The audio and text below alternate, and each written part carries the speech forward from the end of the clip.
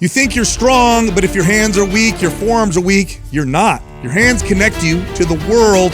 We're going to talk about the 5 best exercises and movements to give you strong hands and strong forearms. I'll start with the first one. Justin, the farmer's walk. This is my favorite. This is the best, in my opinion, one of the best exercises for the kind of grip strength that translates. Because what you tend to need with grip strength, crushing strength is important, of course, but static strength, the ability to isometrically contract and hold, is so important for our hands.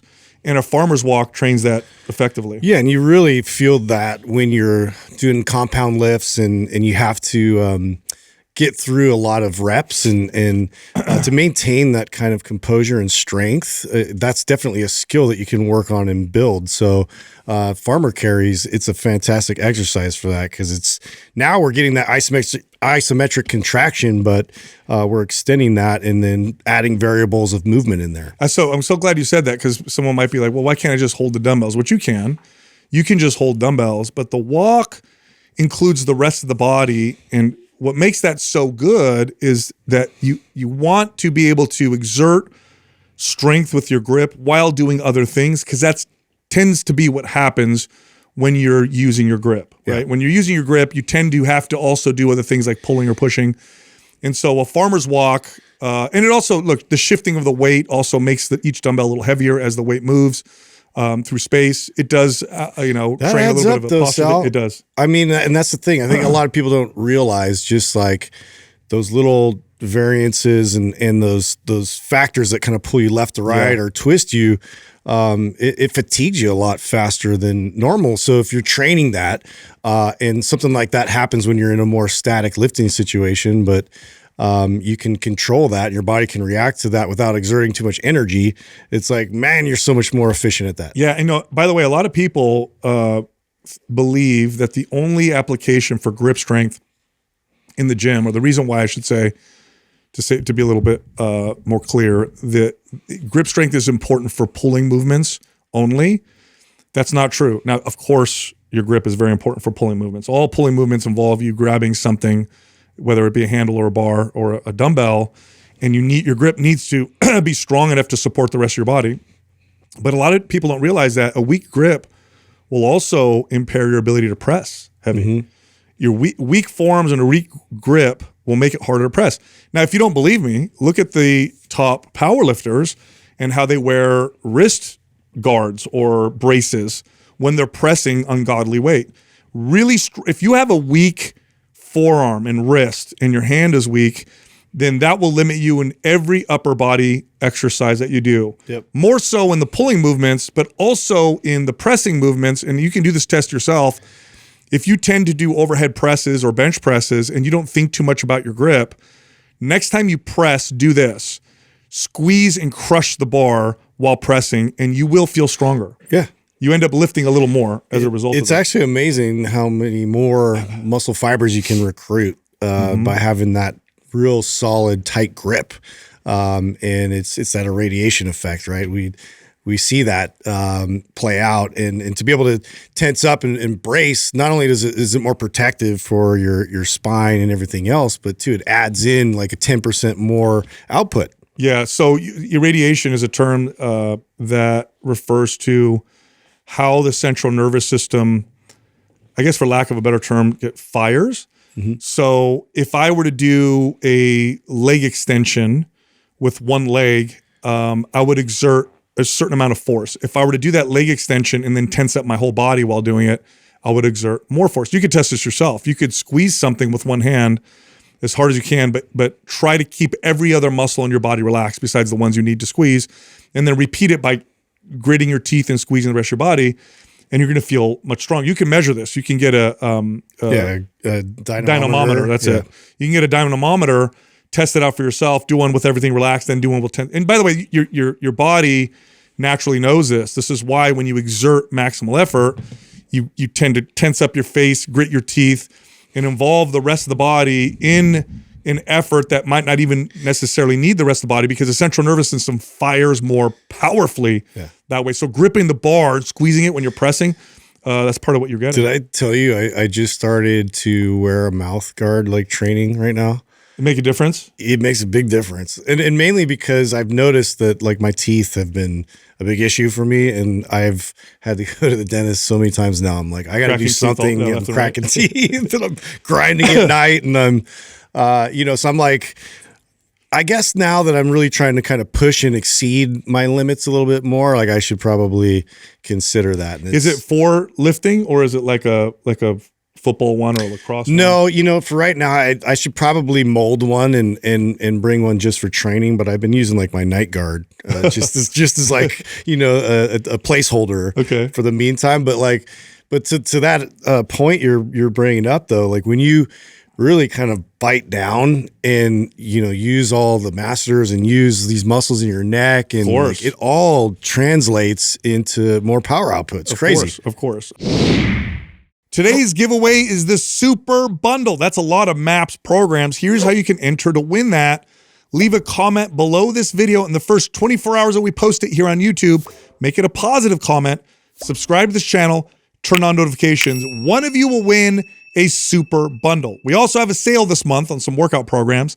MAPS Performance and MAPS Performance Advanced, 50% off.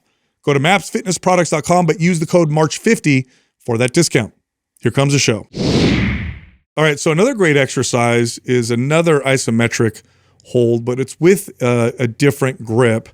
These are pinch grip holds. And typically what you do is you'll grab a plate with your fingers flat against the plate. So a bar is like this, right? You do this kind of flat grip and you hold them at your sides. And you can do a farmer walk like this as well. And because of the position of the fingers and how you're holding the weight, it is a different stimulus on the forearms. And I found that when I've added pinch grip holds to my workout, that the rest of my grip gets much stronger just because of the difference in, typically you don't grab things that way. So it's a different yeah, it's like the Kung Fu grip, right? It's like a G.I. Joe. Yeah, I was actually thinking about that. What if you know, replaced your fork with like chopsticks? And I wonder if that would like, you know, add just that little bit of extra dexterity and finger strength. I don't know. Or you had a dumbbell fork. Yeah. You have to eat that way. But yeah, so a pinch grip hold, just like you would use it, just like a farmer's walk, it's just a different grip. And then the next one, I used to do these all the time when I was doing jujitsu. And it was mainly because the demands that the gi would place on my hands was so unique.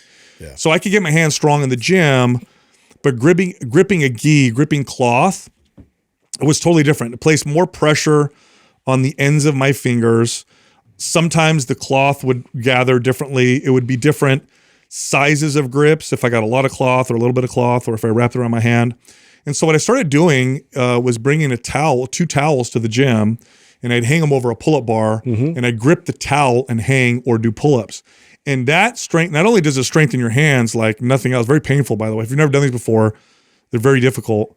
But it also strengthened my wrist in this kind of lateral way because of the way that it was being placed on my wrist. And that's probably the strongest my hands got was when I did those. By the way, you could do that on cable exercise. You could put a towel through the hook and do all kinds of rows and different movements. I know they sell, do you know they sell gi sleeves now with a hook on them? Really? Yeah, so jiu-jitsu guys will use these sometimes. It's actually a sleeve with a hook that you can put on a cable. And then do exercise and lifts. I love that. Yeah, I love the doing that with the towel, and especially like inverted rows and being able to do that. But just that crushing grip, it translates so well to holding weight, and to like a firm handshake. You know, that'll really improve that if you know, you run into old man. So 100%. You know, speaking of gripping like a towel, like when I first met my wife, she was proficient in the silks. So if people don't know, that's like a big, you see this in like circus acts and stuff. It's like a huge drape essentially. It's hanging from real high point, and the performers will climb up it, wrap their legs around, do like really crazy aerial things. But she would climb up it with just her hands. She'd put her legs straight out and she'd climb up it. And I remember the first time watching her, and I was just impressed with the pull-up part. Yeah. Until I tried it, because I could do pull-ups, but it was the grip that was really hard, because you had to grip the silks like this. How did she say like how long it took her where it wasn't really as much of a struggle? Because that had to take a while for her to build up that. She trained because she traveled with the circus. She wasn't a performer, but she traveled with them. She got to train with some of the best silk performers in the world. And so she hung out with them all the time. And she just trained with them all the time. So I don't know, to be honest with you, probably a year. Yeah. I'm trying to think back if she ever told me. She got really good though. She put one foot on either side and sit in splits and flip and do all this other stuff. But I remember she showed me that. And I was just like, oh, looks crazy. You can do pull-ups like that. And then I tried to grab it, and it was just the grip was so difficult. Another exercise is reverse curls. We've talked about this many times on the podcast. Really strengthens the brachioradialis muscle, this top forearm muscle. And it also strengthens the wrist extension part of your wrist. And a lot of people, they have strength when they lift weights in this flexion part, right, coming down this way.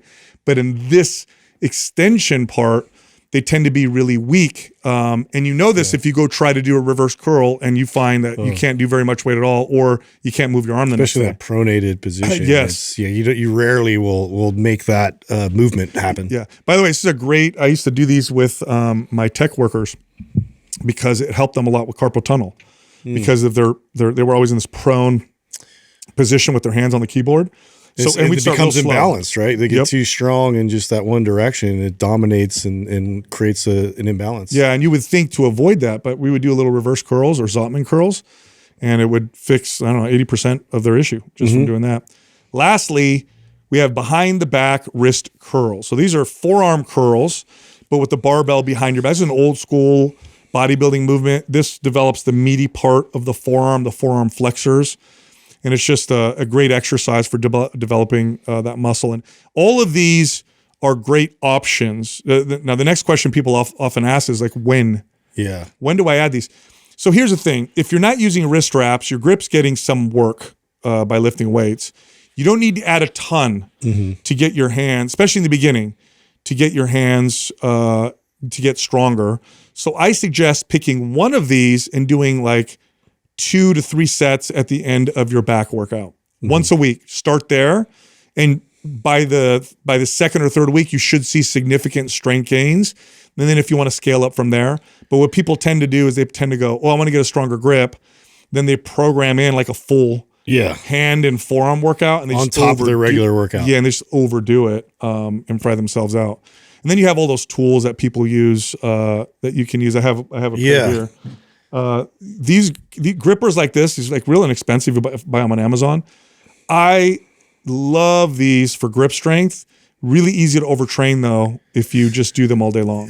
I made that mistake. Have you done that before? Well, get that tennis elbow. Yeah, and because I was trying to get more strength and dexterity in my fingers, even because they have one that's like that, but it's like it has different spring sections where I could push down one finger at a time. Oh, I've seen that. It's like the finger hoops. The loops, okay. And so I was kind of obsessed with it, almost like it was a fidget tool during the day, and I was constantly doing it, and to the point where I just started to naturally bring some arthritis and pain, and it was just because I was overdoing it on top of training and everything else. But once I started to kind of spread it out and then do it a little bit less frequently, it did make a difference. Like my fingers were a lot stronger and was this for guitar? Apply more pressure for guitar. Yeah. So something like this, if somebody wants to try one of these, I suggest getting one that is relatively easy where you could rep out 30 of them. And then what you do is so let's say you could do 30 and 30 is pretty hard for you. Do like 10, like 3 times a day. So you just pick it up, do 10 on each hand, 3 times a day. Practice that frequently. Don't scale up until it gets extremely easy. And that'll get your grip strong very, very quickly. Well, there is that one I would also suggest because we don't get a lot of that flexion where our fingers are in this position coming up. And so they actually have like little loops. I've seen that. With rubber bands that you can just do this. Express. Yeah, you can widen your fingers and also pull them back. And I think it's just a good offset to a lot of, because we're always kind of gripping down and the crush grips, I guess, a little bit more naturally, we use that a lot more. Yeah. They sell kits. Look at that on Amazon. There's a whole pack. What's it called? Trigger finger? I think my wife had that for a bit. Oh, did she? That too, to counter it. And she had to train in that extension part. Wow, that's really interesting. Hey, I got to tell you about So mitochondrial health, big topic, especially in the. By the way, people wondering where Adam is. He's sick right now. He's at home sick. Yeah, we're not just ignoring him. Yeah.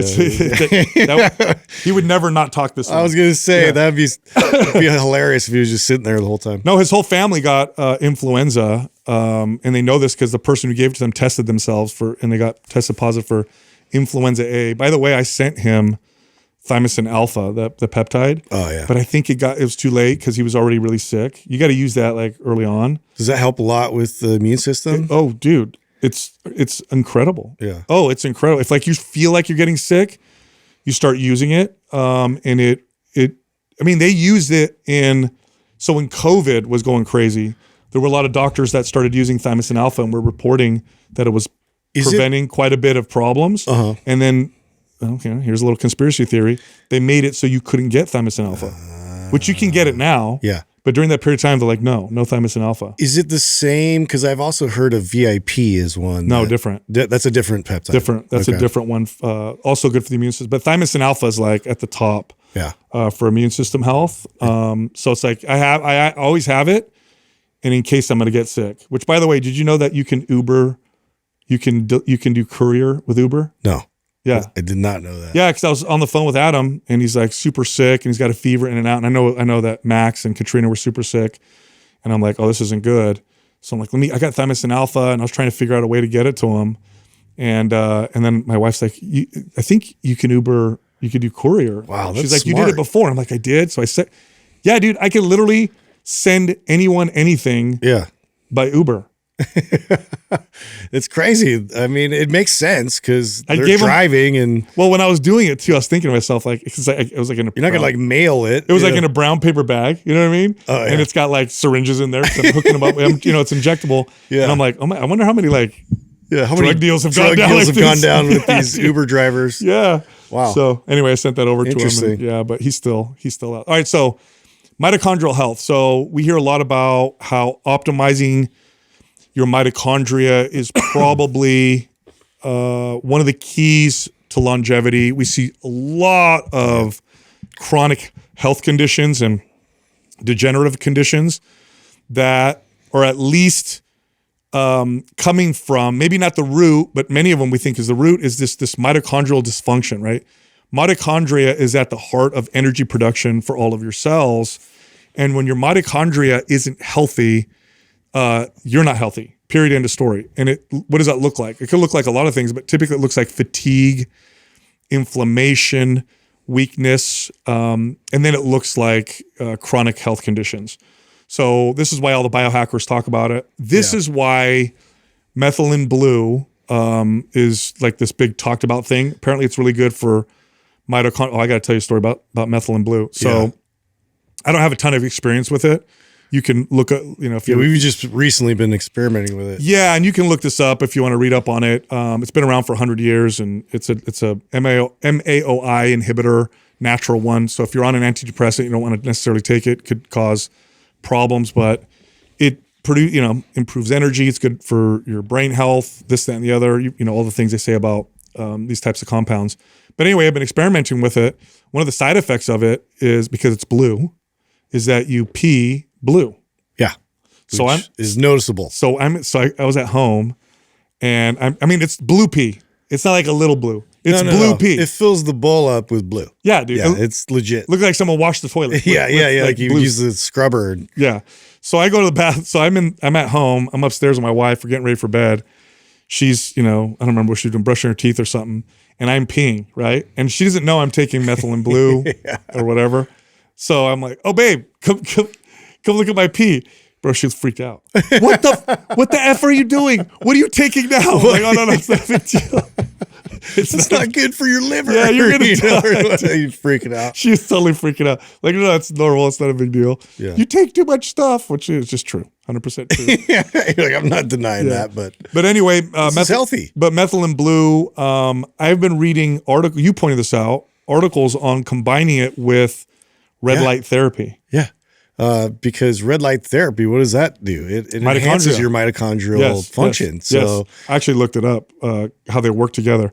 So methylene blue biochemically works on your mitochondria, Red light therapy is what's called biophysical.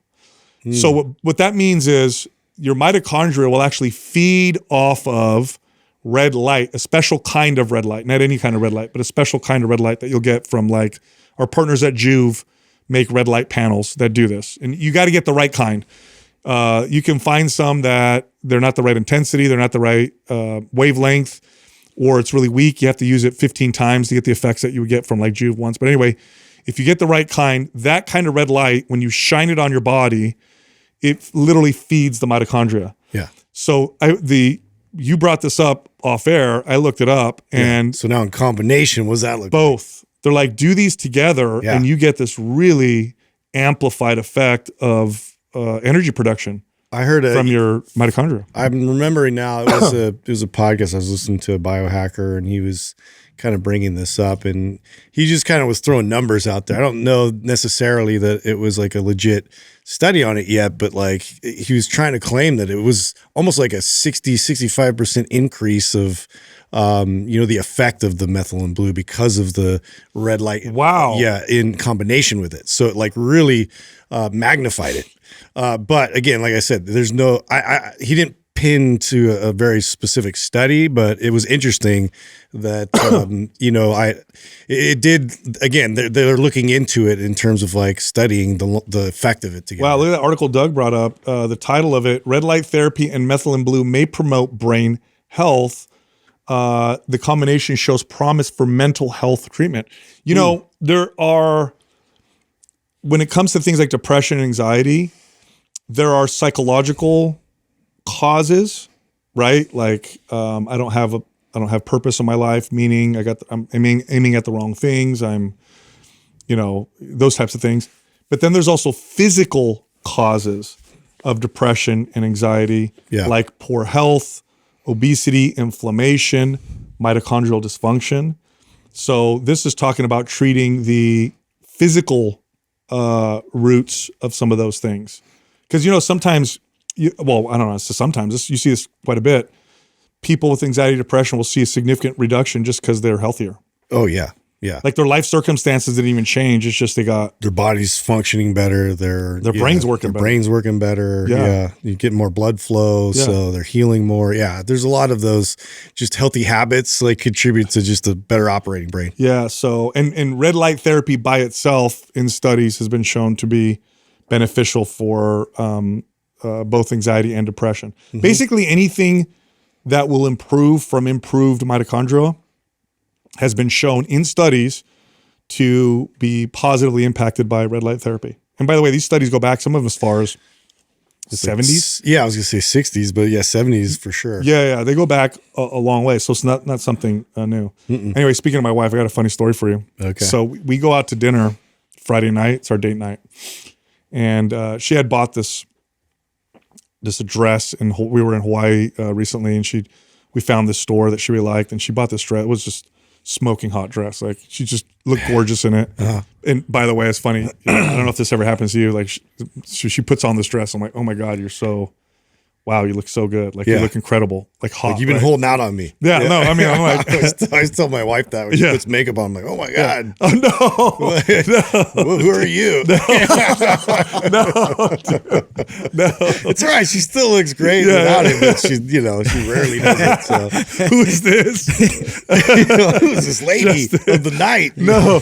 So she puts on this dress and she looks just like super hot in it. I'm like, am I gonna last all night with her or what? This is gonna be I can get her home. But anyway, and then I had this thought, like we get in the car and I'm like, hey babe, you're not gonna wear that like when you go out without me, right? Like you're not gonna like go out with your friends and wear that. She's like, why? No, I mean, I don't know why. It's a great ladies' night dress. Yeah, I'm like, no, I don't think you should wear that when you're out without me. I think that's just a husband dress. Or whatever. But anyway, she looked great, right? So we go out, we have a good time, we had some margaritas. We're coming home, and so my wife has this thing where if she feels confined, she'll start to panic. Okay. Just because of the tightness or if she starts to feel trapped, right? And I think it goes back to when she was a kid, her older brother would hold her down and like tickle her, or he'd do the thing where he spits and then he sucks it up. Older brothers, huh? Yeah, dude. And she would scream or whatever. So like if we're in the car, sometimes you take off and your seatbelt and your seatbelt will tighten on you. and you know how it kind of locks? Like, Yeah. That'll freak her out. She'll like unplug it, right? If she starts to feel confined, right? Right. Okay. You know, it's like if she's trying to take a sweater off and it gets stuck on her head, oh, no, she'll freak out. Freak out. Yeah, so you got to go over and like rip it off her. Anyway, so we're on our way home, and my wife, she decides she wants to unzip the side of the dress just to breathe a little bit because it's kind of tight around here. So she starts to try to unzip it, and I'm not noticing anything. I'm driving, and it's stuck. So she starts to, but now she feels trapped. Right, because now it's like a panic thing. Yeah, Like, so she's like, working. It's not going down. It's not going down. And I hear the ramp up, right? I hear the ramp up. It's not going down. Okay, I need this off. Sal, help me. I need this off. I need this off. So I'm reaching over, trying to pull it down, and it's stuck. And I'm trying to pull it down. You're trying not to like get it on her skin where it's like, or just, I'm not trying to damage the dress. Yeah, so I'm like pulling, like doing the thing, driving. I'm adding a little bit more strength. Now she's going, and then she starts to go into full panic mode. I need to get out. I need to get out. She starts freaking out. So we stop at a stoplight. Dude, so now my wife's freaking out. So I got to save her, right? So I just ripped that fucker in half. You ripped her dress, dude. Oh no! Yeah, you ripped my dress. I'm like, let's try to save you, babe. You're like freaking out over here. Sorry, I can't. I'm just being helpful. Yeah. But there was part of me that was kind of like, oh, you know, you kind of feel manly, like, yeah, I did that. I just saved you. Yeah, you know what I mean. Now let's celebrate. Yeah. so we got home. Was she mad though that her dress was? She all was ruined, upset. Yeah, she was upset. But she, you know, I'm like, well, it's all right. We got to wear it once, you know.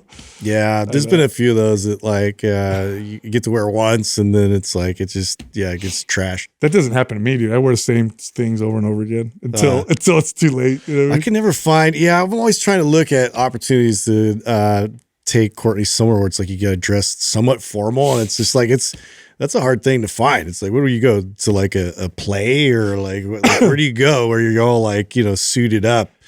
Yeah, I don't know. Do you like symphonies? I've been to symphonies. Yeah, I like symphonies, but so I found one. I found one that's candlelight. They do a candlelight symphony in San Jose. Okay. That I'm going to be going to. So you kind of dress up for that. I just don't do enough classy things, I guess. Yeah, no. You can't take her to a mosh pit. Can't take her to metal concerts. Doing that. Oh, dude. Anyway. So I got my metal fix on over the weekend. I went up to Truckee and. Oh, did you meet you and your band? Yeah, they all came out. And it was like. Was that massive guy your buddy? Yeah, you met him, right? Yeah, Ed. The towering giant. He's the one I was talking about when we started the podcast. He was my roommate in college. That's the guy. Yeah, and like he's a big dude. He's huge. Yeah, he's huge. So in college, you must have been imposing. Oh, bro. Yeah. How tall is he? So he's 6'8".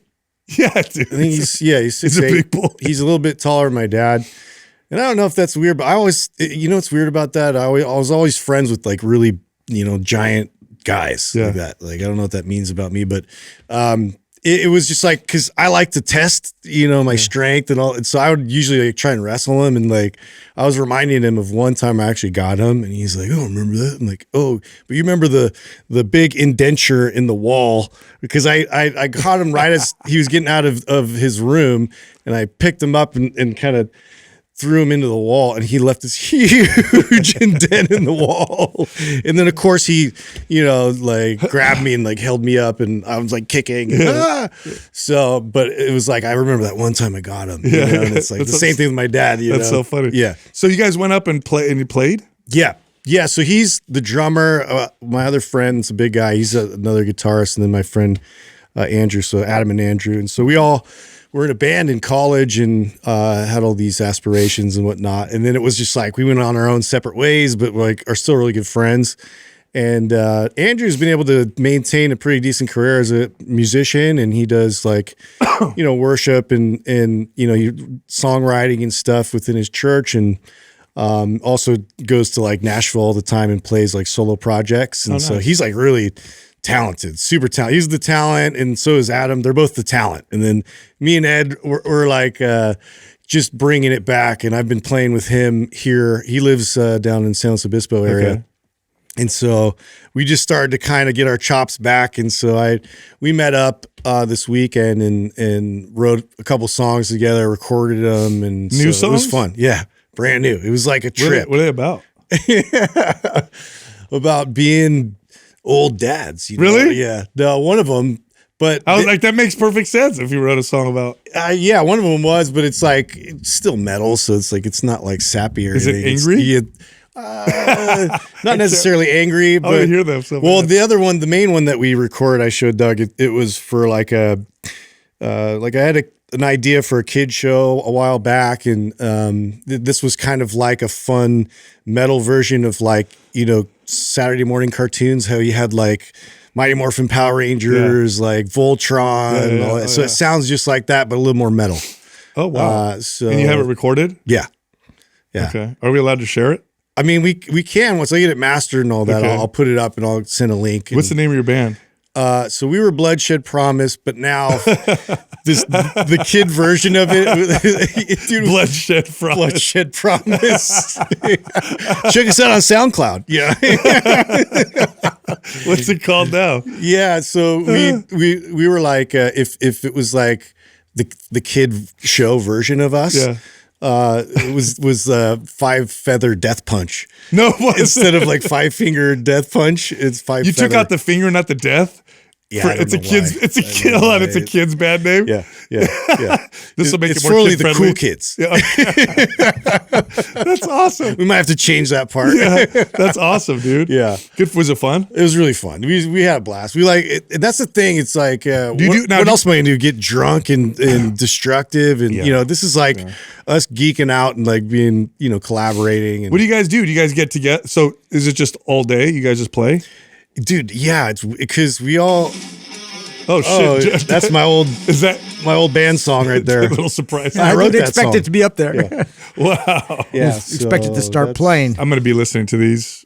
Actually, I like the beginning of that song. It made me feel a little. Yeah. So it has that kind of metalcore vibe, and that was like our theme song for the show too. So yeah, it's good. It was fun. It was a good time, dude. We just had a blast and acted like kids and idiots and rode the scooters and, you know, big Wait, ass those guys dudes on a scooter. You should have seen Did it. they go? Dude. It was Did they even go?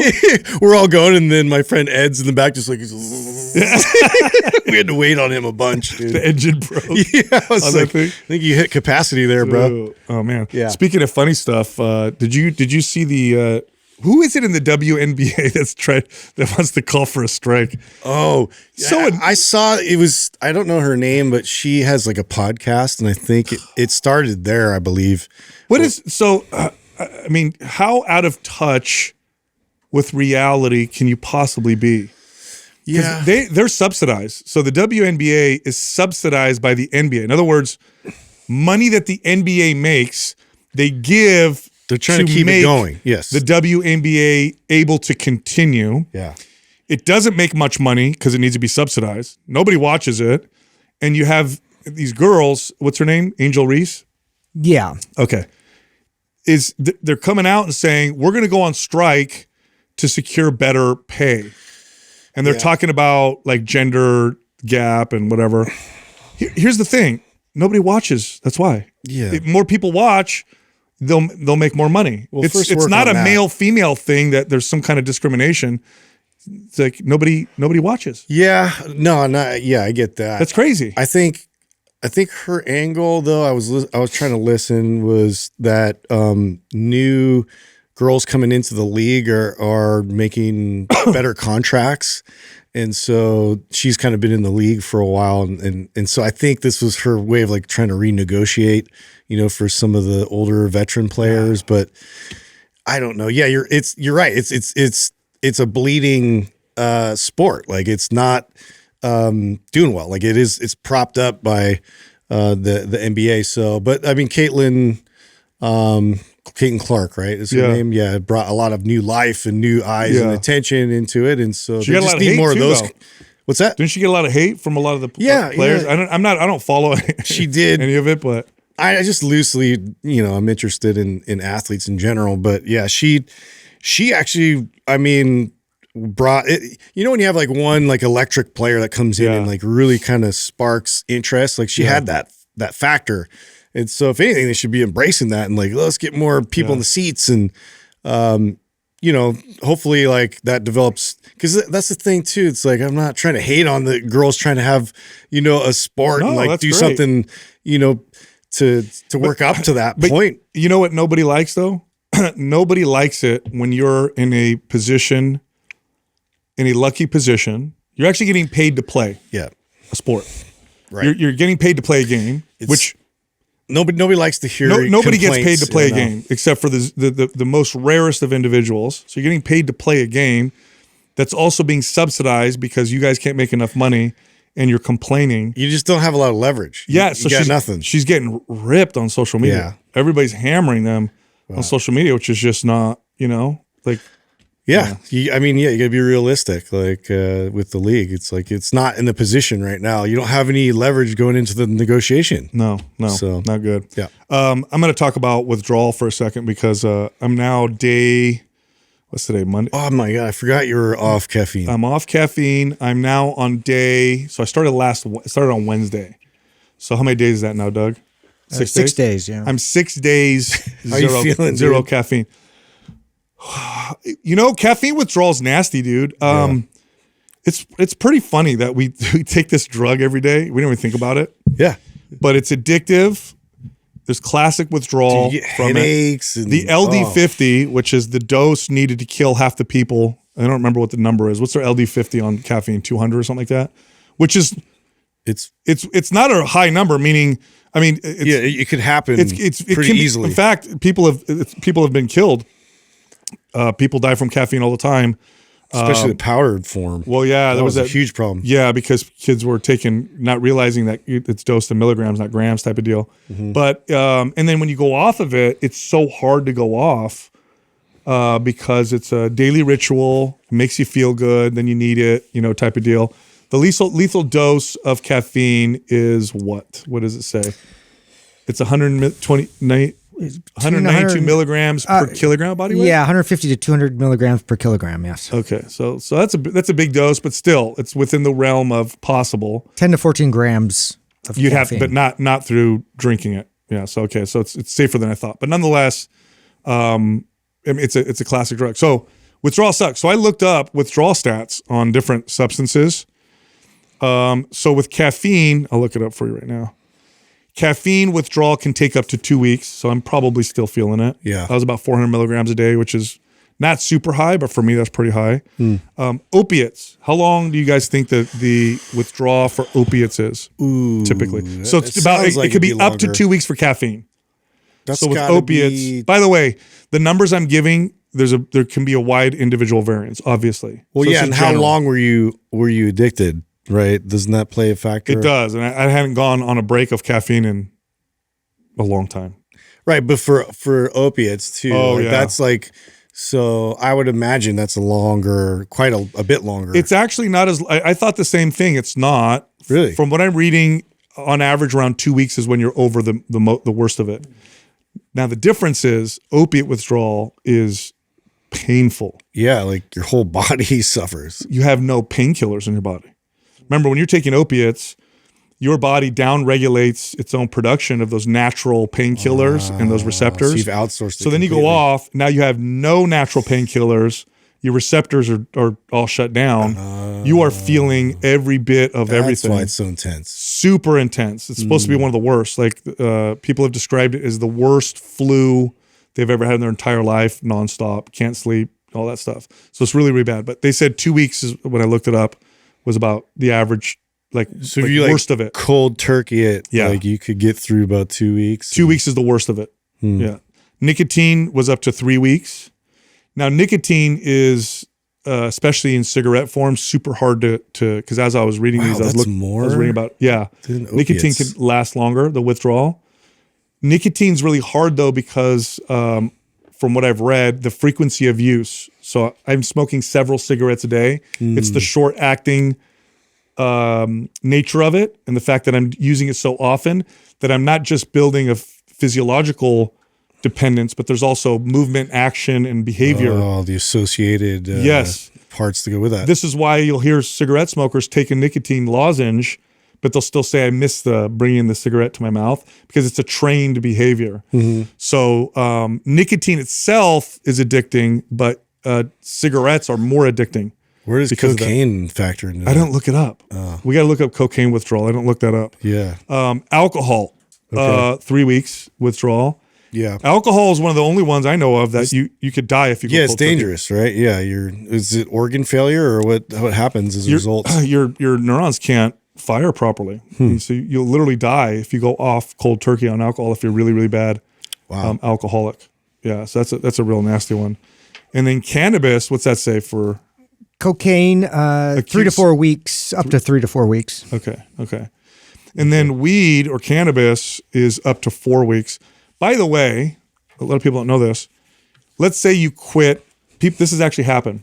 Let's say you use cannabis regularly, and then you quit, and you get it out of your system.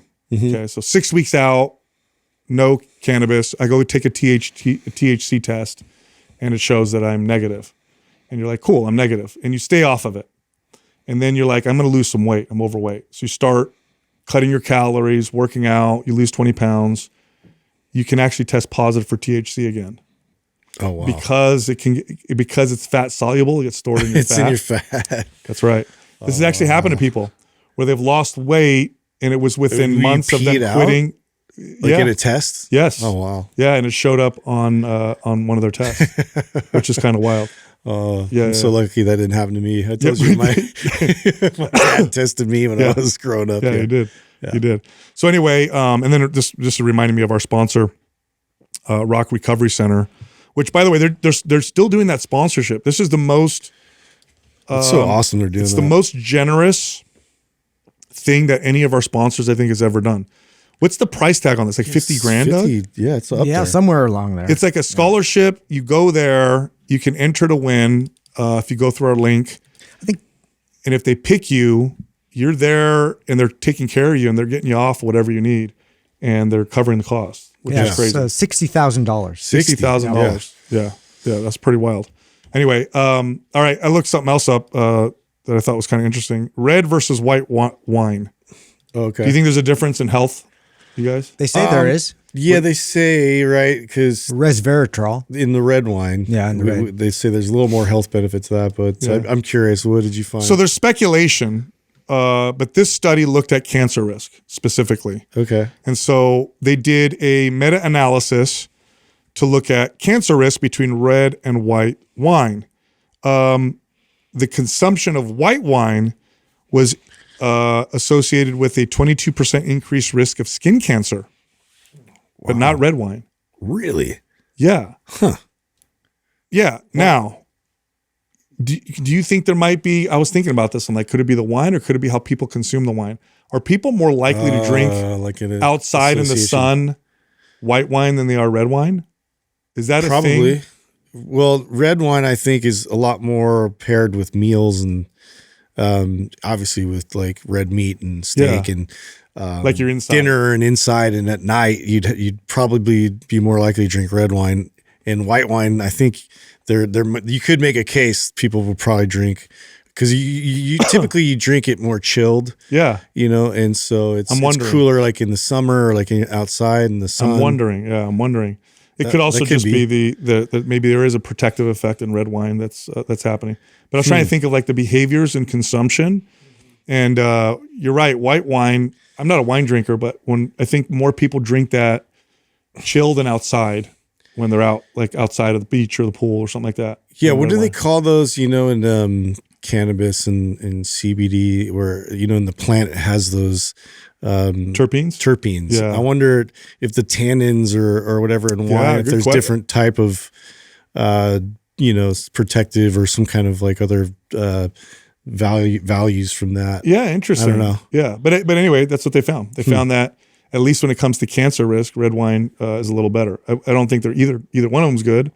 Like I don't think you should drink wine to for fight cancer risk. But according to that study, white wine was not as healthy. For that. Well, us fitness people are always looking for reasons to include alcohol somehow. Yeah, dude. Yeah. Oh, this is healthier.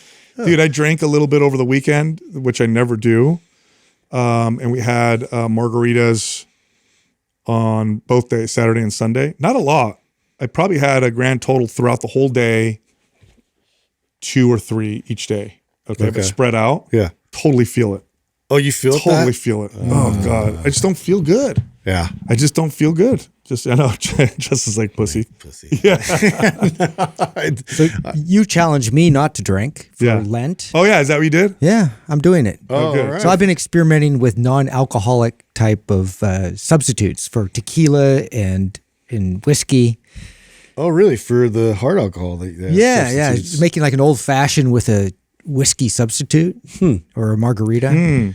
It's actually not too bad, some of them. I hate the taste of alcohol so much that makes zero sense why anyone would drink alcohol with no alcohol in it. Well, you that's the only reason why I drink alcohol. You learn to like it, and that's the thing. You learn to like it. You train to like. It's not like you love beer right away. That took some effort. Yeah, it does. It's gross. Yeah, it's the same with whiskey, and like you kind of build a palate for it. And so, yeah, I'm curious about that because actually, I had read that with millennials even, and then below, like, there's these bars popping up where it's non-alcoholic drinks, but they're different spirits that they make with this non-alcoholic. Interesting. Options and so you'll still have cocktails and you'll hang out, except you don't make bad decisions at the end of the day. Exactly. You feel better too. People you bring home a little bit more attractive, or you don't bring anyone home, you actually go by yourself. You're not trying to bring everybody home all the time. Right, maybe you don't do that. I'm just saying, like the goggles are a real thing. You brought up millennials. Have you seen the statistics on Gen Z? For in what direction? Ideological gap between Gen Z boys and girls. No. It's huge. Huge. Gen Z girls are going this way with liberal ideology, and Gen Z boys are going this way towards conservative a complete split ideology.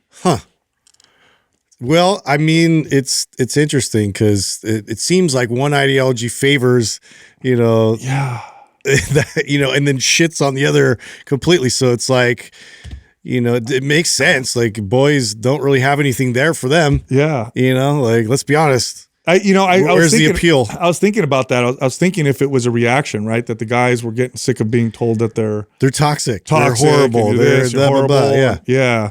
And so it's maybe, it's interesting. Now, where young men go tends to be where culture tends to move. They just tend to be the driver. It's just historically when you look through, history, that tends to be the direction. So because Gen Z boys are moving that direction, we're probably moving in that direction, which I think people already see that. But I did think that was interesting. People are speculating like, oh no, are they never going to date each other or whatever? No, I don't think that's the case. But I do think that's very interesting. Yeah. Because this is one of the biggest gaps we've seen in a long time. It's almost like it's just the extremes of the spectrum. They just got pushed a little further away from each other. But how that all goes. They'll all kind of reconnect in college. And, make it work and soften up a bit on both of their ideas. Dude, speaking of like crazy theories and odds and stuff like that, I watched this video and it tripped me out on some of the craziest odds that you could ever you can't imagine how crazy these odds are that this guy was highlighting. And it's like the ultimate, call it what you want, conspiracy theory or ultimate whatever. Okay. But it's trip. So the odds that what I'm about to say happened, which did, according to many, many historical records, the odds of it are so insane that just a fraction of these things happening, the odds were 1 in 10 to the 17th power. Okay. Okay. So I'm gonna tell you a big number. I'm gonna tell you what it is, and then and by the way, this is wild to me. I didn't know this. I didn't quite understand this, but as I was watching this video and I was kind of doing some digging, it's pretty wild. So it has to do with the Bible. Okay. It was written by it's 66 books, written by 40 authors, 3 different languages, on 3 different continents. Written over the course of 1,500 years, okay? Mm-hmm. So you think, okay, whatever, right? But what's crazy about that is that in books that were written hundreds or thousands of years before, they made prophecies that then came true and fulfilled much, much, much, much, much later. Jesus fulfilled 300 prophecies. 300 prophecies, many of them in one day. So there were prophecies in these old books that said that he would be betrayed for 30 pieces of silver, that he would be crucified, his hands and feet pierced, that he would be offered a sour drink. That's when they gave him the sour wine or vinegar. that his side would be pierced. That was just in one day. Wow. But 300 prophecies were fulfilled, which is insane. And then there's that AI model of all the cross references. I've seen that. Yeah. How, both in the Old and New Testament, how there's this like crossover of information. When I was an atheist, I wish somebody showed me this, because I would look at it and go, wait a minute, how is that even possible? How is that even possible Sometimes for people those need, books? Because they didn't have a printing press, they didn't have internet, they didn't have email. It was, much of it was a tradition of oral history, which is how records were kept for a long time before they started really writing things down. It's so wild. It's incomprehensible. Yeah, and it's crazy. It's cool that there's people out there that can really study it and find a lot of these metrics and things to, because it's like there's not. I mean, name another book that there isn't. There's nothing. There isn't, and it's that holds some crazy value of its own. It's like, wow, there's a lot of like really intricate knowledge in here that was really, really well thought out, and it gets overlooked a lot of times because of, certain points of contention in there and like certain things people have issues with. But it's like, to have all of these factors align in that crazy of a way is astounding. Well, there was one book, I think it was a book of Isaiah, that they found this Dead Sea Scrolls. Is it that one? Yeah. Okay. Before they found the Dead Sea Scrolls, the oldest copy of it came from like the Middle Ages, and there were prophecies in there, but people discredited them because the book that they found was written after the prophecies had happened. So like, of course, they're going to write in there the prophecies because it's whatever. Right. Then they found the Dead Sea Scrolls, and these were it predates that 1,000 years, something like that, like insanely old. And by the way, that Dead Sea Scroll version and the Middle Ages version one were identical. They didn't even miss, which doesn't happen. They didn't miss a sentence. Yeah. So, I mean, for me, the only way you can explain that is supernatural, because that. Yeah, and I mean, there's a whole book about like the Bible code, and so there's literal algorithms like built in there, and the amount of like words that are repeated, and like you could mathematically put all that together too. It's like so every version of like how we learn, it's represented in there. You can find it. Yeah. Which is, it's mind-boggling. It's insane. So yeah, the odds that 8 of those prophecies would get filled, 1 in 10 to the 17th power. By the way, the odds, and he did 300. What are the odds of getting struck by lightning? I looked that up. Well, it's got to be a couple thousand. 1 in 15,000. Yeah. So it's like so much more infinitely more improbable that would happen, that those things would happen than getting struck by lightning. Pretty crazy. Yeah, stuff. No, I geek out on that kind of stuff too. So speaking of tech, though, I was looking at this really cool stage. There was this theater. I don't know where this was, but they put one of these big LED kind of screens behind, and so these performers.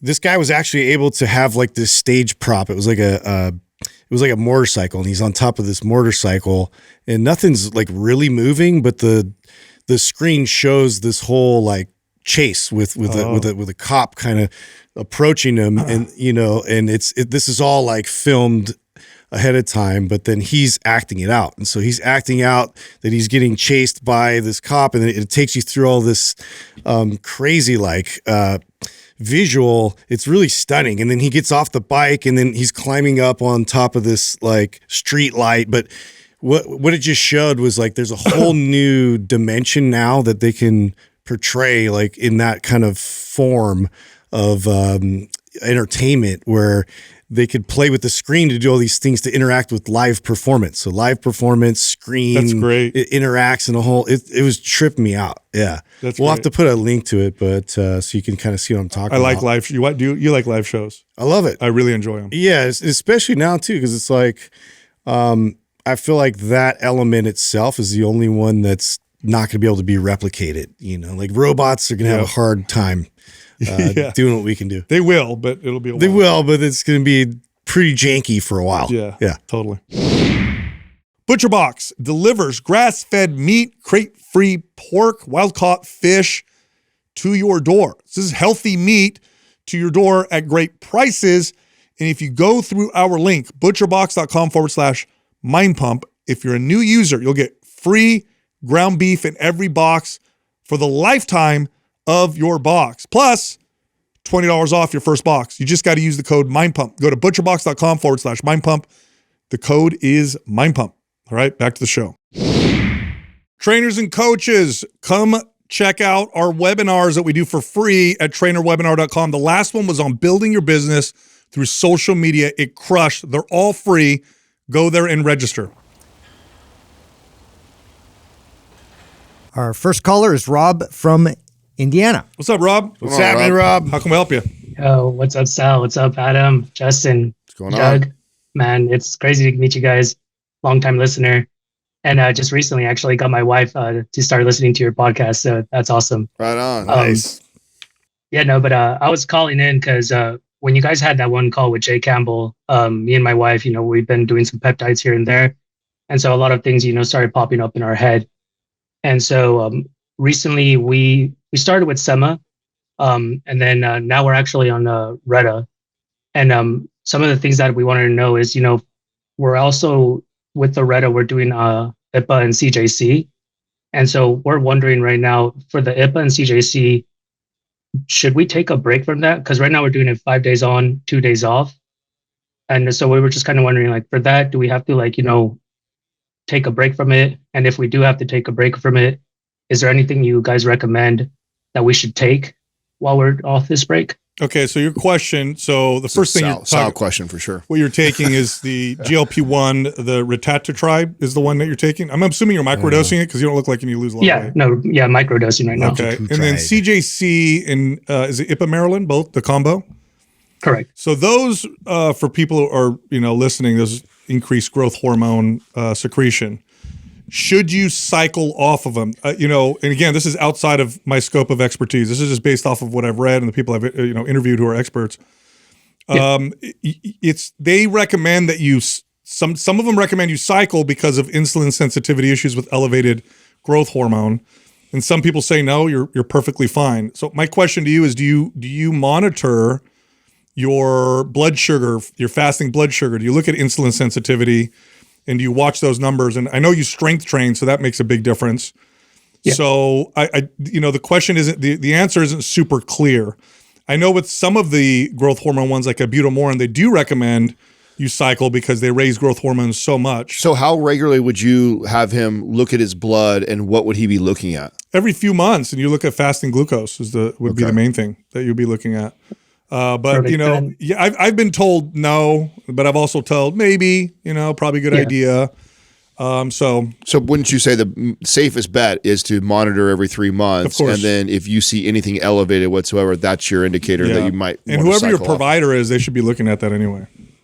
Definitely. And then I guess when I'm checking like my blood glucose and everything, is that more so something that I would have to do through like an actual doctor? Because we did buy the that little prick that you can do and check your blood sugar level there. Yep. Is like that good enough, or is that? Yeah, that's fine. Yeah. Mm-hmm. All right. Perfect. Awesome, man. And then the other question I also had in regards to this, when I was doing semaglutide, I did that for 2 months, and I was seeing great results, right? Because it was the first time I was ever doing a peptide, and the weight was coming down. I was losing a little bit of muscle mass, but it was just literally like 1 pound every month. And then, my body fat was coming down as well. And then, I was obviously, weightlifting, getting my protein and everything like that. But then when I started on retatrutide, I kind of just went from Sema to Retta. I didn't necessarily take a break or anything like that. So is that fine if I did that? Or should I have actually taken, a break before starting Retta in order to give my, receptors some sort of reset? Yeah. Again, this is a gray area. If you were to ask Dr. Seeds, he'd probably say no. Some people say you should, maybe, but you're microdosing, so you're probably okay. I know who was it that we had? It wasn't Dr. Laura, Dr. Tina. She tells she has people cycle is what she recommends. That people do. But so you initially took it to lose weight, so you went from a higher dose to a lower dose. Yeah, so initially, I took it to lose weight because I've always been really great with working out and everything. But, now that I'm older, I definitely saw that, I wasn't getting the exact results that I was getting even back then, right? I mean, granted, high school, you can gain weight really quickly, gain really good muscle, but like nowadays, being 30, it was a little bit harder for me because I was, doing the diet right, getting my macros in, eating consistently, working out consistently. But there was other stuff that was going on with me, such as like testosterone levels was really low. So I had to go get that checked out and brought it back up. But even then too, it was just like the weight was barely coming off. And for me too, I stopped looking at the weight by numbers, right? Like, cause that was always something that I always focused heavily on. And now more so, it's more just to get, healthier and just look better, right? Mm-hmm. And so the weight to me doesn't really matter. Like if I gain weight and it's muscle, like I'm happy with that. If I lose weight, but still gain my muscle mass, I'm stoked on that as well. So for me, it was just more so that I definitely wanted to have some sort of, I guess, a little advantage or a little cheat code to lose weight quicker. And I mean, it did help, right? And but even then too, I mean, even when you guys talked with Jay Campbell, right? Like it's crazy what people are doing when they're doing like, the Wegovy and Manjaro, and they're doing like, per dose, it's like 5 milligrams, which is insane to me, right? Because I get a little vial and 5 milligrams is that, and that's supposed to last me for like 8 weeks. So, for me, it was more so just to get, healthier, in better shape, and also, lose this, excess fat and body weight that I had that I knew I had as well. Yeah, I mean, again, the consensus is a bit mixed on whether you should cycle or not. I'll say this, like for someone like you, I would go off and just see what happens, see how you feel. Definitely. It wouldn't hurt anything. We're not dealing with losing 100 pounds and, but even then I would, if someone were my client, we had a GLP-1 group that we worked with, and the advice that we were communicating to them through the experts that we've talked to was, when you lose that weight, one strategy is to taper down on the dose and then go off and then have it in your back pocket if things start to really come back up. I think that's a good strategy just psychologically anyway, so you're not dependent, so attached to a compound, I should say. Definitely. And then I guess as far as like workouts go, right? I mean, I was doing definitely like cardio, a little bit more focused cardio, like definitely increased my cardio a lot more, but, still doing, my weightlifting, my squats, deadlifts, bench press and everything. But as far as that goes with like, weightlifting, is there like a certain protocol I should be kind of following? Because if anything, I was almost weightlifting, 5 to 6 times per week. Plus and then Sunday cardio would be my like kind of rest day. So it was like, where are your calories, Rob? What do you eat? What are you tracking? I mean, kind of, I've just tracked before, so I kind of know what I'm doing right now. But for protein, it's around, daily, it's around 180 to like 220. And then for calories, it's, definitely in the 2000s or more.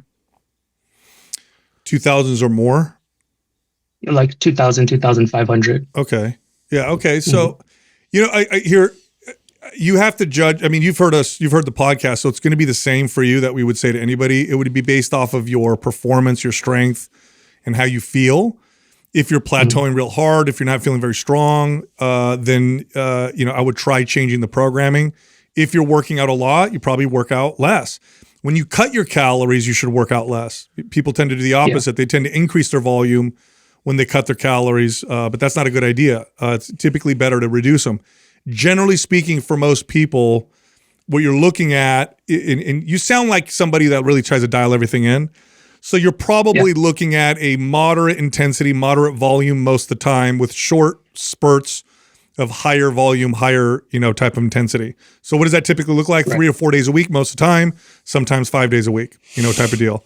From a cardio perspective, do you want endurance, or are you doing this for health, or are you doing this for fat loss? I'm more so doing it just kind of for endurance, and also just like cardiovascular health as well. If you want endurance and cardiovascular health, then HIIT cardio is a great idea, a great way to do that. That's a great way to build stamina with minimal time required, and a few days a week of that will do that. Also minimize muscle loss too. Yep, definitely. And then even for like my weightlifting, legs, I'm super strong. Like I've never had issues there. I can squat a lot, deadlift a lot, but when it comes to chest, it looks like I have a really big chest, and a lot of people come up to me and they're like, dude, what are you bench pressing? Are you like 300 or more? And I was like, bro, like I'm barely even hitting, just a 45 plate. So like, I know it's, consistency that's going to make it, better. But is there any, like, I guess, any workouts you recommend in order for me to be able to increase my, potential for bench pressing? Maps Powerlift. Yeah, Maps Powerlift will give you all 3 lifts. And Technique, man. That's where it'll come up with technique a lot of times. And by the way, if you're like killing it with Frequency. squats and deadlifts and bench, you would cut volume from those areas and place more of the frequency and volume towards bench press. Yeah. And so bench pressing 2 or 3 days a week, one day being hard, a couple days on technique would kind of, generally be Rob, are the you structure. what maps are you following a maps program right now? No, I did Maps Anabolic around like 2 years ago. But right now it's more so just kind of like doing my own little workouts from all these other workouts I've had. So Why don't we send you Powerlift and then you follow Powerlift? I think that's a good amount of volume too with what you got going on. And then since you want to increase your bench press, you're going to get that from that. So I'll have Doug send over Maps Powerlift for you. Awesome. No, I appreciate that, guys. You got it. Honestly, thank you guys for everything. Also, keep up the Rob, podcast. I don't know if you are you in the peptide forum? You'd be a good person to be in there. Yeah, no, or not the peptide forum, but I think I'm in your guys' Mind Pump Facebook group. The hormones one? We have a hormone one. Yeah. Okay, good. I was going to say, yeah, you're a good person to be in there. Someone who's taking and trying all the stuff you are. There's people in there floating around, so you're a good person to share and ask questions in there too. So just want to make sure you're in there. No, definitely. All right, cool. Definitely. Thanks again, guys. Seriously, I love your podcast. I look forward to every time you guys put something out. So thanks again for everything. Thank you, Rob. Appreciate Thanks, it, man.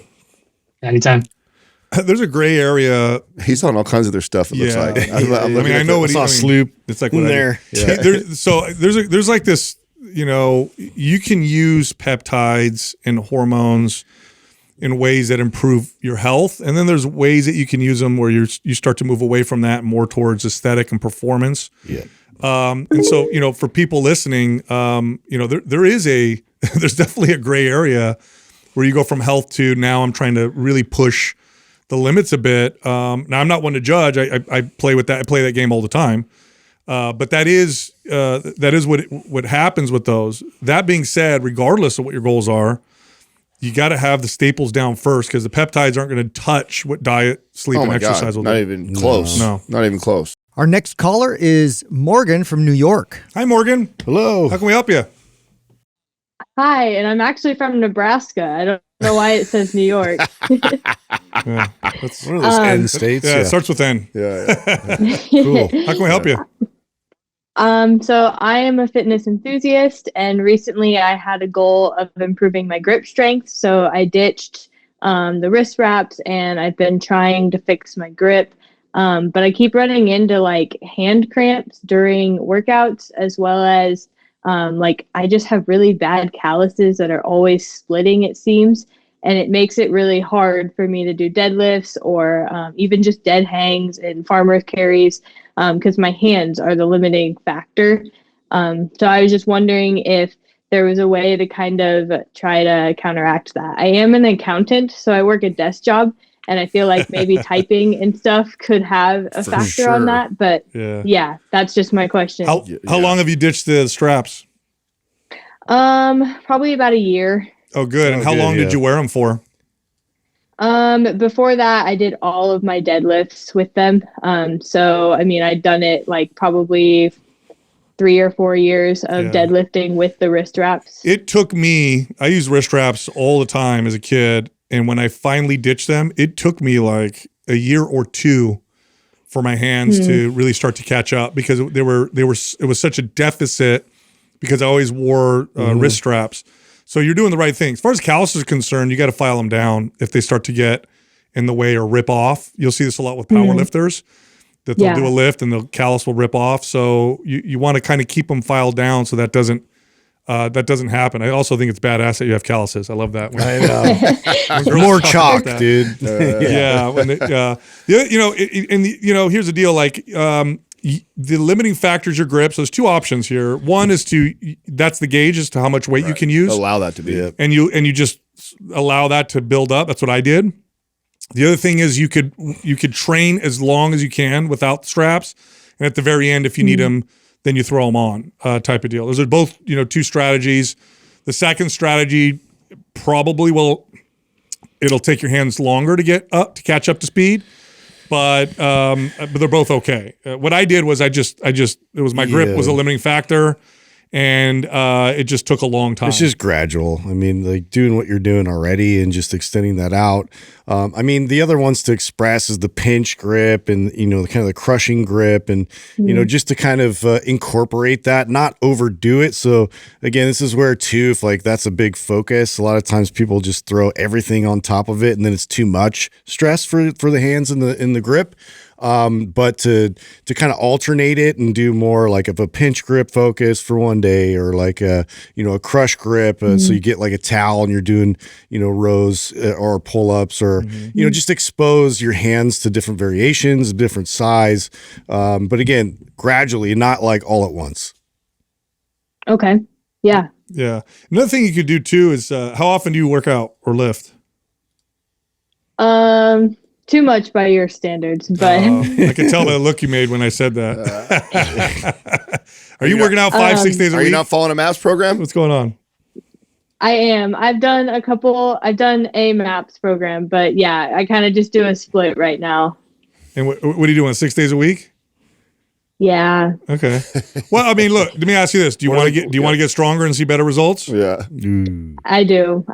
Okay. Let's have you follow one of our programs. Give her power lift. And watch what happens. If strength is your thing, I'll send you a MAPS power lift and just follow that and you'll see your strength go through the roof. Mm-hmm.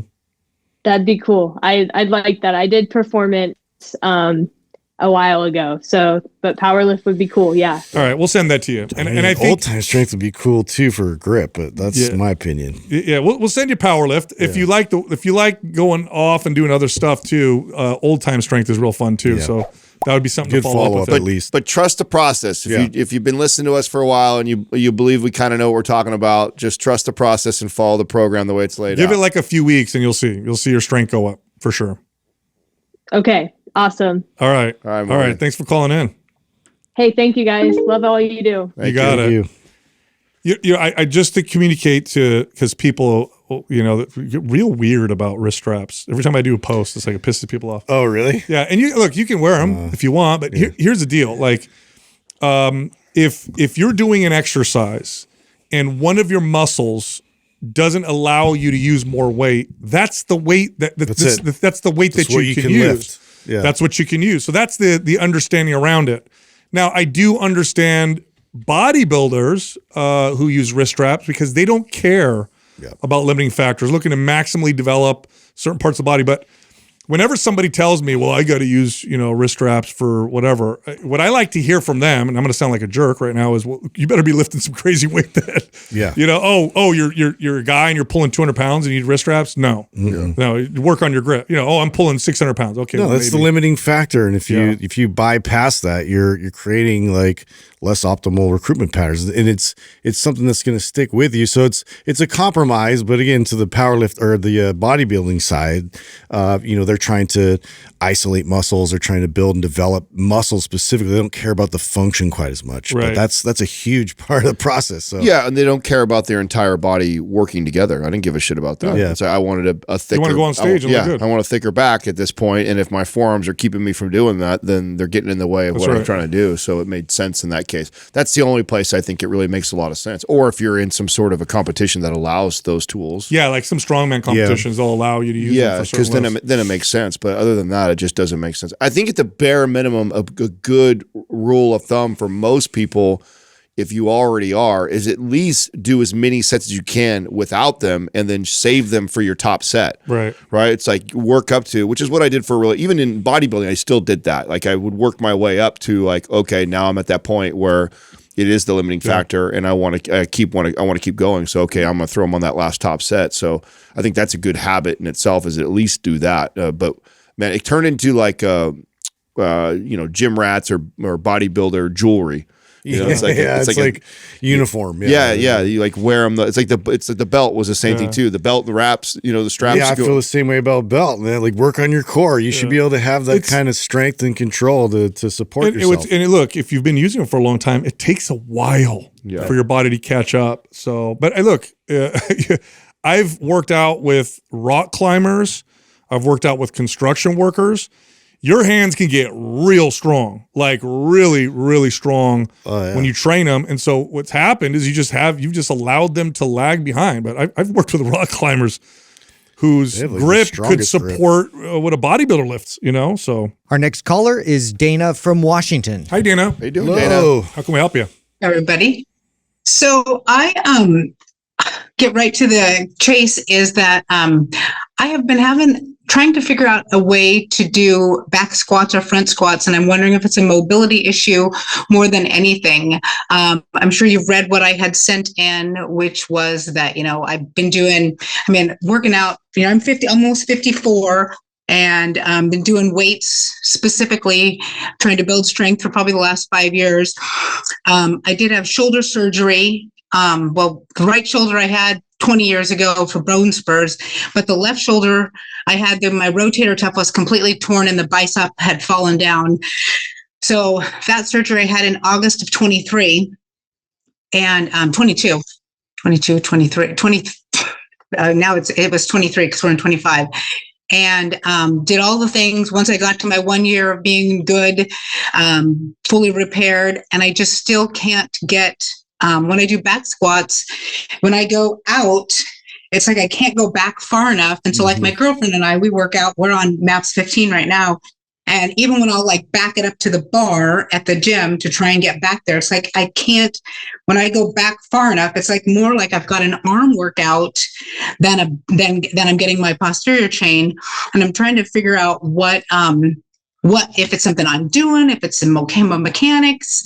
And so that's what I was hoping I might be able to get some guidance from you guys. Yeah, that is what it is. It's a shoulder connection and mobility issue. Yep. And that's not uncommon.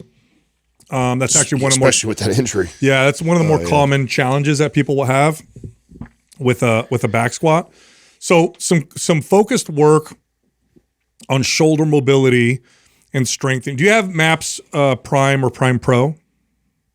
We did Muscle Mommy, and we're just finishing up the second section of MAPS 15. Center Prime Pro. Yeah, I'm going to send you MAPS Prime Pro, and there are scapular and shoulder mobility movements in there that I would want you to practice every single day. And you can pick a couple of them, pick the ones that you feel are kind of addressing that issue, and practice them. Watch the videos carefully because your intention is very important. So just going through them isn't the same as like going through them but having a particular intention. Practice them every day, twice a day at least. So spend 5 to 10 minutes in the morning, 5 to 10 minutes at night, and practice. And over time, you should see an improvement with your ability to externally rotate and get that depression from the scapula that allows you to grab the bar. In the meantime, are you not back squatting? Or are you doing something else instead? Oh, I am back squatting. And so like in the MAPS 15 and the progression, so I'll start like the last time we did it, because it's on day 5 for us. So that's Friday this week. I would start with bar, and it's a standard 45 bar. So bar, 2.5, 5, 7.5, 10. So I'd end with a 10, and that's obviously on each side. Yeah. And 15, of course, is a lot of reps. Kenny can go higher, my girlfriend, we've been working out together for years. And so we're trying to build up to that. But what I've found is that it's not in my legs, it's in my arms. Yeah. And I literally and I'll, like I said, I'll try and back in. I will say by the time I get to the 5th set, probably the 4th set, I do know that I have a little bit more motion. That's a good sign. That's a really good. Okay. That's a really good sign, and what you're kind of doing unintentionally is priming. You're priming that back area. So what we would want to do. So you know what? Give her Prime also, Doug, because what you should do is our Zone 1 test every day before you work out, and then you should spend a good 5 minutes at least doing that before you start your workouts. And then you'll go into your first set feeling like that already. And then hopefully it gets even better by the third set of your squatting like that. What's happening is we really need to wake up all those muscles that help pull the shoulder girdle back and down to get you in that position. Mm-hmm. And so we'd want to spend time. If you were my client, we'd spend a lot of time before the workout priming all those muscles and warming them up and doing a little bit of the shoulder mobility Sal was talking about in Prime Pro to get you ready to go do that. Yeah. And if you consistently do that for a while, you're going to notice that start to progress. Wall press, and then even on the floor, if it's like you can't hit all those touch points, doing it on the floor first and then kind of working your way up to the wall will help a lot. But again, the intention going into it and really squeezing and pressing back like with intensity, that's going to help. Just like you're going through those sets, you realize later on it kind of relaxes and allows you to get into that position more. You're going to have that same effect if you can really, intentionally squeeze and connect to that beforehand. And also too, I wish this was more available because one of my friends actually had this as a question for me and wants to do backloaded squats, has a hard time getting in position. There is a safety bar, which is, it has two handles in the front. It kind of rests over your shoulders and then it goes out to the side. You can load it. So that's an option. It's expensive, but if you wanted to, if this is a priority and you wanted to buy that would help. If you go to your gym might have one. How do you get under the bar for a squat? You back into it? Well, that's what I've been trying to do, is to back into it. I used to just go up and under, but it's like I'm not going under very much. But I've tried to go in front of it and back up to it to try and get a little bit more that way. I want you to try two things. So number one, do some static stretching for your chest before you go bench. So static stretching, hold a real deep stretch for one side, hold another deep stretch for the other side. And then I want you to try going under it again. But what you're going to do is you're going to grab the bar, you're going to get kind of underneath it, and then I want you to squeeze your shoulders down and back and get underneath it. And then while you're doing the set, your focus is on not this. That's going to happen on its own. If I push too hard while trying to get my hand back there, you're going to cramp in your shoulder. What I want you to focus on most is squeezing the shoulder blades down and back and hold that position while you squat. What tends to happen is as we fatigue, the shoulder blades start to fall forward, and then we're trying to pull the hands back, and then that becomes, it's like a cramp, and it starts to feel real uncomfortable. So what I would have with clients, I'd have them grab the bar with kind of a wide grip, step underneath it, and squeeze the shoulders down and back, and really focus on squeezing the shoulders down and back, and holding that position, and focusing there more than the hands. It's really in the shoulder blades. That's where the issue's coming from. This we can definitely solve this for sure. It's the hardest part, I think, right now is trying to communicate it over virtually and not have you. And where are you located at? You're not anywhere near us, are you?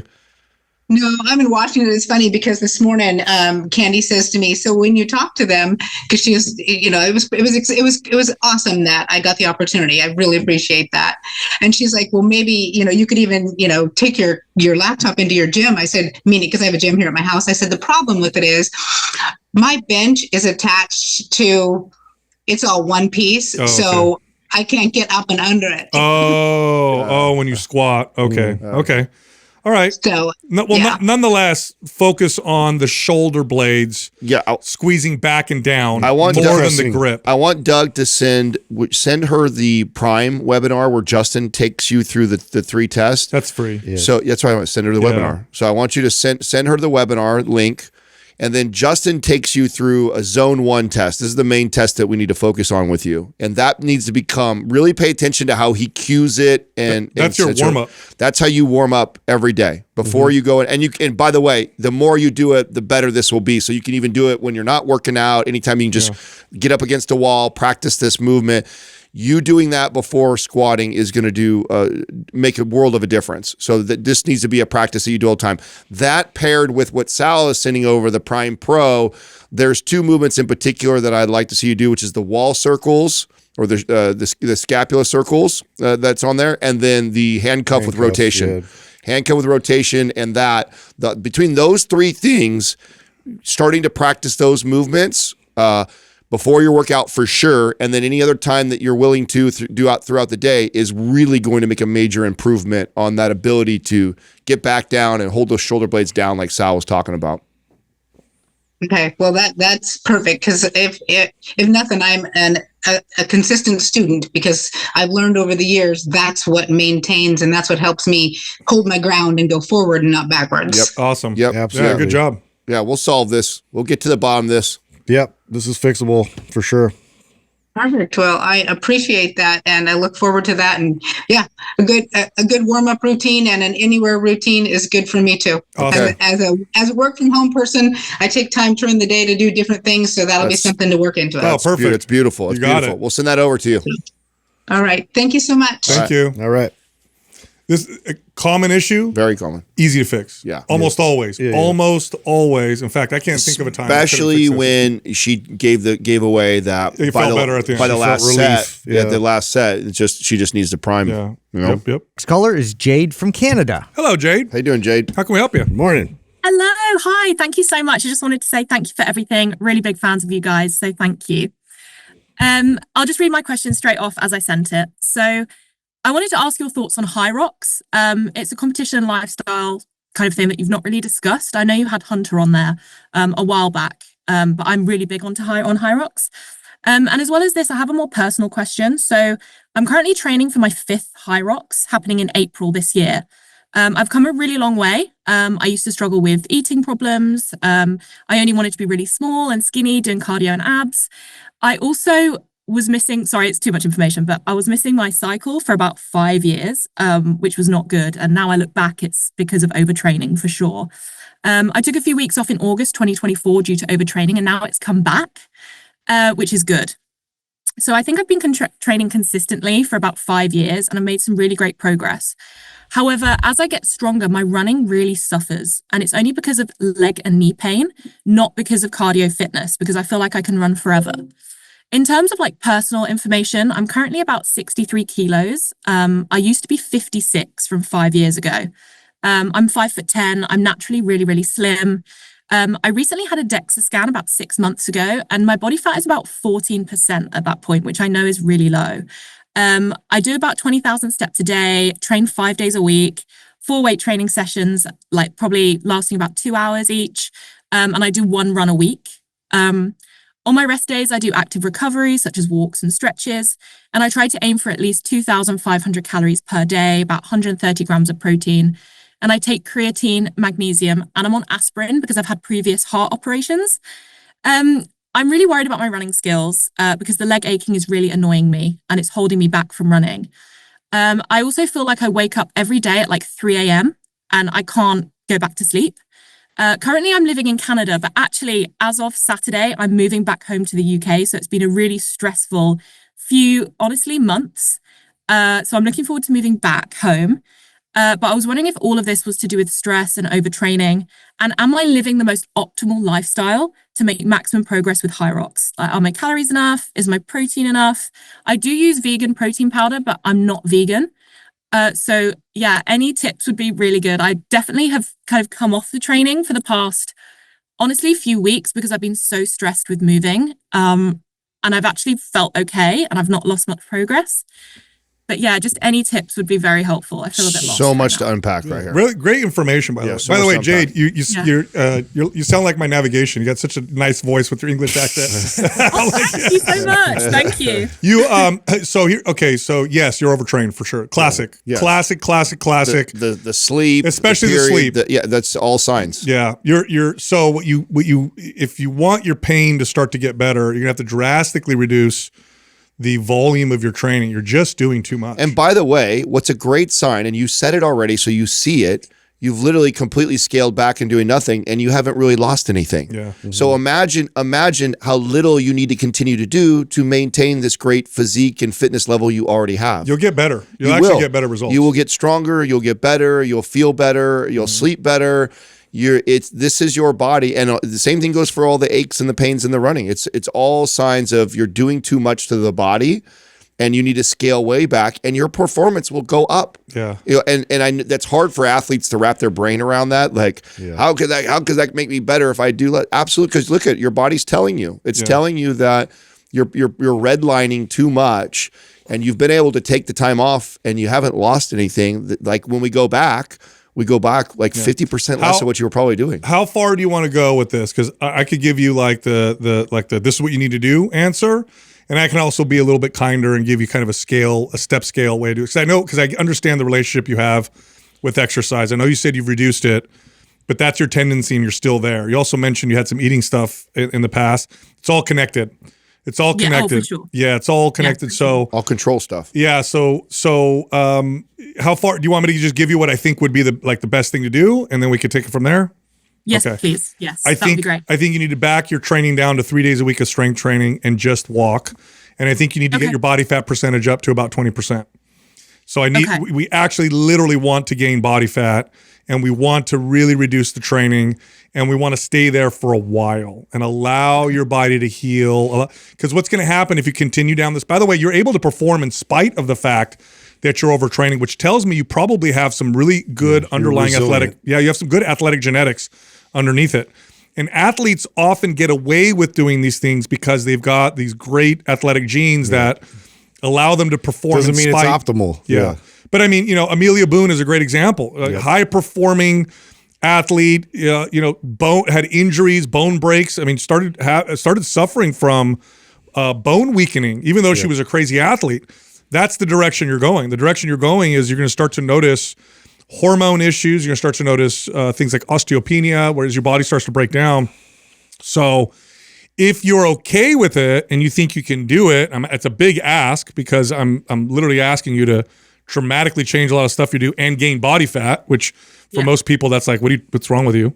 Yeah. A 3-day-a-week strength training routine with just walking for a good 3 months would be a great place to start. And then from there, you could slowly scale it up. And I would keep your calories where they're at. I wouldn't cut your calories while doing that either. Jay, if you're open to it, okay, because I know what Sal's giving you where you need to be. In my history of doing this, and I have somebody because I've trained many people like this in this situation, we tend to scale back, right? We're on the podcast right now. We've only got you for 15 minutes. So it's like, here's the answer.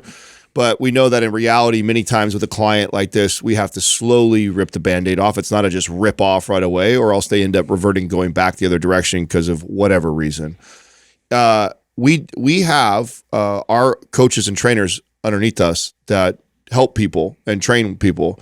If you wanted somebody to kind of hold your hand through this process for accountability more than anything else, because obviously I think you know what you're doing training-wise. I think you're probably very smart and advanced.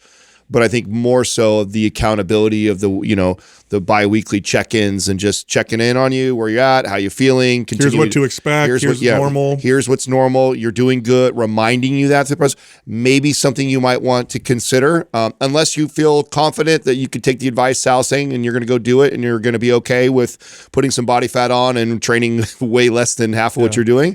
If you think you got that, then go do it. But also know that we have people here to help support you if you need it. Yeah, thank you. I think it's because I keep switching. I'm doing Hunter McIntyre's program at the moment, but I keep switching between Hyrox Pro and Hyrox Strength because I just don't have the energy to do Pro. It's like two sessions a day, 5 days a week. It's really intense. So I switched to Strength. But even then, with process of moving countries, like it's just so much. I've not trained properly, honestly, in like 2 weeks. Hunter McIntyre's routine is overtraining for 99% of people. Yeah. So, period. So, okay, look, here's what'll happen I'll give you some. By the way, that's overtraining for people in very healthy positions too. Yeah. I'm going to give you, I don't know if this will sell it to you, but if you did go to 3 days a week of strength training and you did back way off and just walk, one of the things you'll notice is your strength is going to go through the roof. Your strength in the gym will go way up. Sleep will improve. Your sleep will improve. Your aches and pains quite will go a bit. down. Aches and pains will go away. And you'll just feel a lot better. But it is a very difficult relationship to break up with. How often are you competing in these Hyrox? Like, you anticipate yourself signing up for how many a year? Like, what does that look like with your training leading up to that? So on average, I do only one a year, to be honest. I had to skip the Toronto one just because I was so overtrained, and Toronto was meant to be in October last year. But I have one in April in literally a month. And so I want to make sure my running's good and that my strength is good. So I'm kind of toying between the idea of, because I really don't want to miss this one. Yeah. This time. You probably should skip it. Yeah. Are you, how old are you, Jay, if you don't mind me asking? I'm 27. Oh, okay. It's really important you start to really prioritize your health, because what's going to start to happen is the signals that you're noticing now are going to start to get loud over the next few years. Yeah. And you don't want to be. They already became very loud. Yeah, well, they get louder. Like you start to get, your hormones will crash, and then you'll be. Oh, that's already happened. Yeah. Trust me, that's already happened. Yeah, well, it gets worse. You have youth on your side, and when it gets worse, it's like, we've worked with many people like this. Like, I have crushing fatigue, depression, anxiety. What is wrong with me? I'm getting sick all the time. I can't figure it out. And then it's like a 6 month get your health back process. I'm telling you, in probably 2 or 3 months, you'll turn the ship around. If you're brave enough to do kind of what we're recommending, which is probably going to mean you're going to skip this competition, but it's going to set you up for the future. It's not going to take away what you love. It'll get taken away from you if you don't. Was what I'm trying to say. You could absolutely go back to training for this. We're just not once a year. It's like that's not unreasonable. It's just like leading up to that and being reasonable, building your body back up, getting the strength involved. The endurance part of it is the quickest to adapt. So that's something like 3 months given time of like ramping that back up. Next year, if you could decide to kind of do that again, would be a totally reasonable. Jay, thing. did you tell us what you do for work? What do you do for work? So I'm a materials developer for a sportswear brand. So I'm constantly around sports all the time. Okay. Nice. Sounds like fun. Cool. Yeah. It's great. Do you want one of our coaches to call you just so you can kind of see what that looks like? Because I think that would be good. Thank you. I do definitely need accountability because I'm good with discipline, but I'm not good with discipline of rest days. That's why. By the way, that's exactly why I said that. I mean, there's no doubt in my mind. You've got the athletic mindset to go do something, go get it. Like you've got that. Like you would be the client that I'm constantly having to talk to. Be like, you're fine. We need a rest today. Relax. Don't worry about that 1 or 2 pounds you saw on the scale. You're doing perfect. You're right where. That's the type of conversation you're going to hear from your trainer. Is more of that. I don't think you need someone to motivate you to go to the gym or do any more. It's more so talking to you, stay in your ear, and staying in your ear and making sure that you don't allow yourself to revert back to kind of old habits and stuff like that. So I'll have our head trainer give you a call and kind of talk to what we would probably do with you and see if we could help you out. Bare minimum, stay in touch with us. Let us help you out through this process. Let me send you a program. The one that I think, if you follow it, I think will be a good idea. That would be MAPS Anabolic, and I'm going to put you on our forum as well. Over 15? At the very least. Yeah, just, you're asking a lot. Well, I think 15 is not, I think you're giving her something to do every day versus giving her only 3 days. Okay, we'll send you MAPS 15. I think that's a better approach. Okay. That would be ideal. Yeah, thank you. And what do you think of Hyrox overall as a sport? I find being a quote unquote hybrid athlete is so counterintuitive because you want to be fast, but you want to be strong. And it's very difficult for someone like me that loses weight. If I'm stressed for a week, I've lost weight. Yeah, it's cool. It's cool if that's your sport, then that's fine. It's CrossFit without a lot of the dangerous programming. I did used to do CrossFit. Of course you did. It's of course. It's a sport. So just always remember that. This is what I tell all my clients that love CrossFit, Hyrox, any of these things is like, I would never ever tell any of my clients to do a sport to be healthy and fit. I just wouldn't. Now, if you love a sport and part of the byproduct is you're strong and you can run fast, then that's cool. I think it's an extra benefit. But don't fool yourself into thinking this is a maximum performance is not it's maximum never is. health. The best that's true. And we're misled on this because of covers of magazines with your favorite football player or basketball player, and we talk about how great they look, and it's like that is not a healthy pursuit in order to get in shape and longevity or any of those things. It doesn't mean you can't do it and you can't pursue it. I think it's awesome to have that goal, but also what has happened with CrossFit, Hyrox, that we have promoted it like it's a great way to be healthy and in shape. Which has muddied everything up. And honestly, the training itself, you should be more reasonable, building the body up for strength, and then lead up to like the competition itself is the pinnacle. You don't want to mirror the competition in your training. I think this is where a lot of that gets wrong. In the advice, and like people put out programs that are like literally mimicking a lot of the event type intensity, which you want to save your body to actually perform at a high level for that one event. And so if you kind of lead up to that, you have your big peak of training, and then you come back, you scale way back down, you bring the intensity level down, everything's moderate. That's totally reasonable. It also just, Jade, this type of training tends to attract the person who shouldn't be doing this type of training also. It does. And so in our experience, when you hear us comment on Hyrox or CrossFit or those things, that's why we come off that way. Not that you can't be great at that sport and it's not awesome. I think it's phenomenal to watch. I think it's badass, some of these athletes, what they can do, but it's a sport. It's a sport like football, basketball, any other sport. And when you are a very high performing athlete, you move away from health.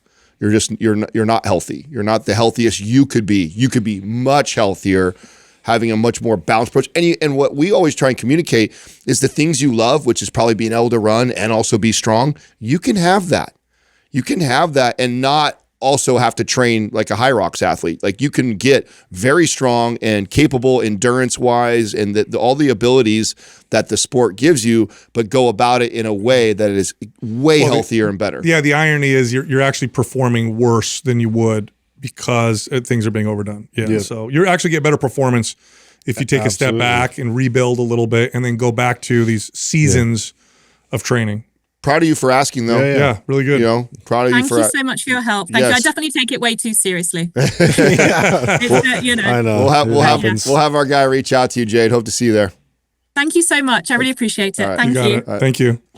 Reminds me of Amelia Boone. I think that's a good podcast for her to listen to.